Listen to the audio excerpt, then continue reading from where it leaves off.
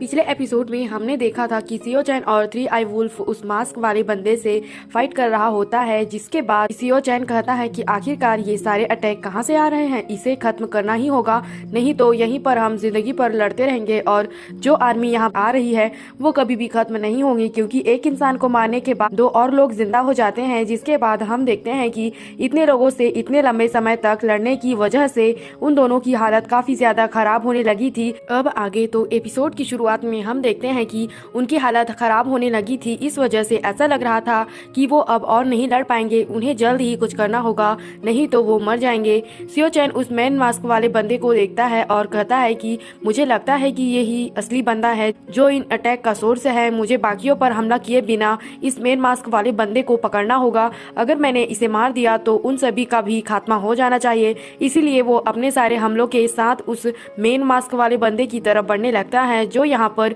सबसे पहले आया था। लेकिन जैसे ही सियो चैन उस पर हमला करता है वो आदमी उस मैजिक दरवाजे को सामने लाता है और वहां से गायब हो जाता है। सियो चैन फिर से परेशान हो जाता है कि अरे यार, अब ये कौन सी मुसीबत आ गई है, ये आखिर ये आदमी कहाँ पर गायब हो गया है और छिप गया है। सियो चैन कहता है कि मुझे जल्दी ही कुछ करना होगा, मैं पहले ही अपनी बहुत सारी स्पिरिचुअल पावर को खो चुका हूँ, अगर मैं ज्यादा लड़ूंगा तो मैं अपनी सारी पावर को यहाँ पर खो दूंगा, जो मैं नहीं चाहता हूँ। दूसरी तरफ हम ट्रेजर हाउस का सीन देखते हैं जहाँ पर डिवाइन ग्रास और बाकी ट्रेजर बेचने की ऑक्शन हाउस शुरू होने वाली थी। जंगली और उसका मास्टर चैन भी वहाँ पर आया होता है, जिन्होंने एक मास्क भी पहना हुआ था। यह मास्क भी बिल्कुल वैसा ही था जैसा उस आदमी ने पहना था जो सियो चैन से फाइट कर रहा होता है। इसका मतलब है कि वह आदमी भी यहाँ पर ट्रेजर हाउस की तरफ ही बढ़ रहा था, लेकिन सियो चैन ने उसे बीच में ही रोक दिया। फिर वह आदमी गुस्से में आ गया होता है और वो सियो चैन पर हमला करना शुरू कर दिया था। मास्टर चैन भी यहाँ पर इस ऑक्शन हाउस में आया है ताकि वह यहाँ पर चीजें खरीद सके। यहाँ पर सभी लोगों को मास्क भरने पड़ते हैं ताकि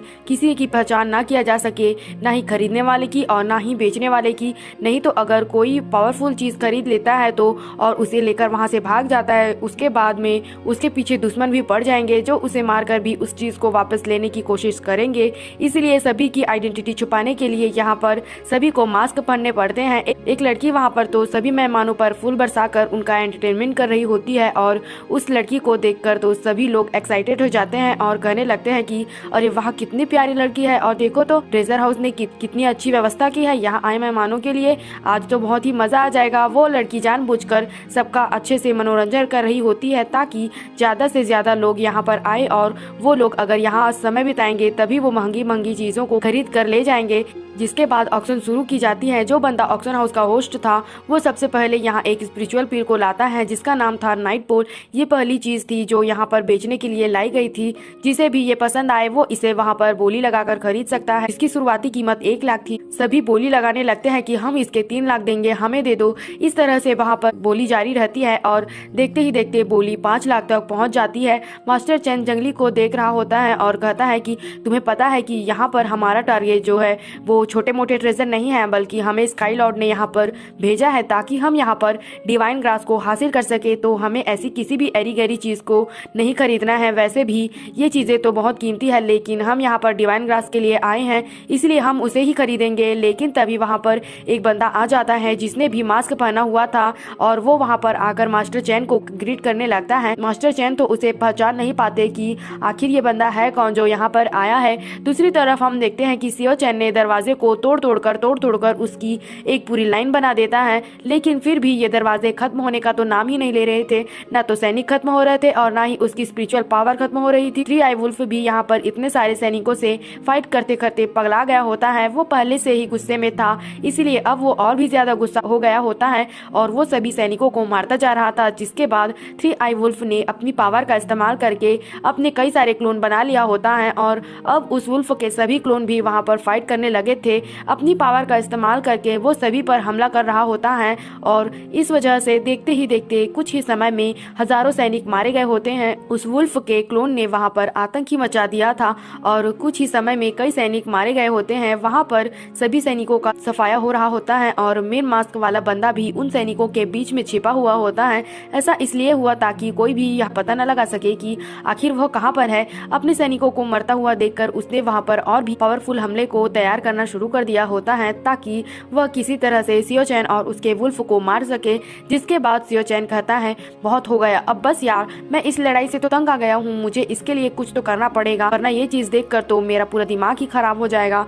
जिसके बाद जो वुल्फ होता है वो अपनी 3 आई की पावर का इस्तेमाल करके वो पता लगाने की कोशिश करता है कि बाकी सैनिकों को कंट्रोल करने वाला असली बंदा कहाँ पर है ताकि उसे मारा जा सके। कुछ देर खोजने के बाद 3 आई वुल्फ उस बंदे को ढूंढ लेता है और इसीलिए 3 आई वुल्फ अपने सभी क्लोन को इकट्ठा करता है और अब सभी क्लोन उस मेन बंदे की तरफ ही बढ़ने लगते हैं ताकि वो उसकी बैंड बजा सके और उसके बाद वो सभी अपने आप ही खत्म हो जाएंगे। इस चीज से डर कर वो बंदे के पास जितने भी अटैक होते हैं वो सभी अटैक को एक्टिवेट कर लेता है ताकि 3 आई वुल्फ के सभी क्लोन डिस्ट्रॉय हो सके। लेकिन उस वुल्फ की संख्या इतनी ज्यादा होती है कि जैसे ही एक मरता है दूसरा वुल्फ वहाँ पर आ जाता है और सभी वुल्फ उस मेन बंदे की तरफ ही बढ़ने लगते हैं। ऐसा लग रहा था कि अब मेन बंदे का तो यहाँ पर खेल खत्म ही हो जाएगा। जिसके बाद उसने अपने सारे के सारे दरवाजों से हमला करना शुरू कर दिया था, लेकिन फिर भी कोई भी फायदा नहीं हुआ और उसके बाद वुल्फ आया और पूरे गुस्से के साथ में हमला कर दिया होता है। वो मास्क वाला बंदा खुद को वुल्फ से बचाने की बहुत कोशिश करता है, लेकिन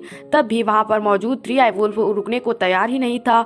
वो उस आदमी पर सामने से हमला कर रहा था, तभी पीछे से सियो चैन भी आ जाता है और अपनी पावर का इस्तेमाल करते हुए उस बंदे को, जो असली मास्क वाला बंदा था, उसके सीने पर जोरदार पंच मार देता है। एक ही मुक्के में इतना जोरदार वार होता है कि असली मास्क वाला बंदा था वहीं पर मर ही जाता है और उसके साथ उसके सारे सैनिक और उसके जो मैजिक दरवाजे थे वो सारे खत्म हो जाते हैं। अब यहाँ पर सब कुछ नॉर्मल हो गया होता है क्योंकि वो ही था जो इन सब चीजों को कंट्रोल कर रहा था, इसीलिए उसके मरने के बाद सब कुछ शांत हो जाता है। सियो चैन को जान में जान आती है कि कम से कम यह परेशानी तो खत्म हुई। वो 3 आई वुल्फ का धन्यवाद करता है और कहता है कि वाह, तुमने बहुत ही अच्छा काम किया है, आज तुम्हारी वजह से तो हम यहाँ पर ये लड़ाई जीत पाए हैं, जो कि लड़ाई खत्म हो गई है और अब वुल्फ का इतना भयानक रूप की जरूरत नहीं होती। इसीलिए उसने अपने आप को एक छोटे और प्यारे से वुल्फ में बदल लिया था जो कि बहुत ही प्यारा और मासूम लग रहा था। उसे देखकर सियो चैन कहता है कि अरे वाह, तुम तो कितने प्यारे लग रहे हो। जिसके बाद सियो चैन उसका नया नाम बताने लगता है। फिर वो तीनों बौने भी भागते हुए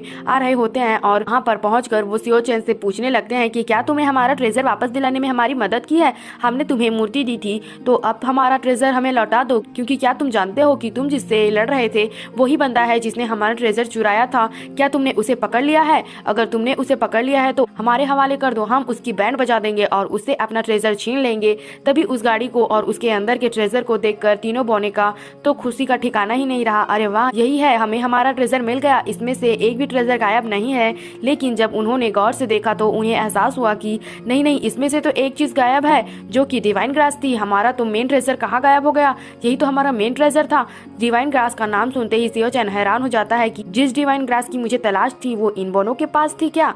दूसरी तरफ ऑक्शन हाउस के अंदर जो होस्ट था वो अब वही डिवाइन ग्रास को वहाँ पर ले आता है जो उसके पास थी। सभी लोग उनके पीछे हैं और सियो चैन को इसी ग्रास की जरूरत थी ताकि वह जैंगमिन को सही कर सके। इस डिवाइन ग्रास को खोजने में उस मास्टर चैन ने तो अनगिनत ट्रेजर को खरीद लिया था। उसे नहीं पता था कि डिवाइन ग्रास आखिर दिखती कैसी है। उसने ट्रेजर को खरीदने में अपने पास सारे मौजूद पैसे को खर्च कर दिया होता है और इस बार जब डिवाइन ग्रास असल में वहाँ पर आती है तो वह उसे देखकर दंग रह जाता है और वहाँ मौजूद सभी लोग डिवाइन ग्रास को खरीदना चाहते थे। इसकी शुरुआती कीमत 8 मिलियन होती है, इसलिए मास्टर चैन ने कहा कि मैं यहाँ पर 10 मिलियन दूंगा, मुझे वो ग्रास दे दो। यह देखकर वहाँ मौजूद बाकी लोगों ने 1 मिलियन सोने के सिक्के की बोली लगाई। पहले जो बोली लगाई थी वो चांदी के सिक्के थी जो 8 मिलियन थे, लेकिन अब सोने के सिक्कों के लिए बोली शुरू हो जाती है जो 1 मिलियन से शुरू हुई थी। लेकिन इसमें भी मास्टर चैन भी सीधे 3 मिलियन सोने के सिक्के के लिए बोली लगा देता है, जो कि पहले से ही एक अमीर बाप का बेटा है तो उसके पास तो पैसों की कमी नहीं है। जंगली वहाँ पर मास्टर चैन से कहता है कि अरे थोड़ा सब्र कर लो, हमारे पास इतने पैसे नहीं है। आप यहाँ पर 6.5 मिलियन सोने के सिक्के की बोली लगा चुके हैं।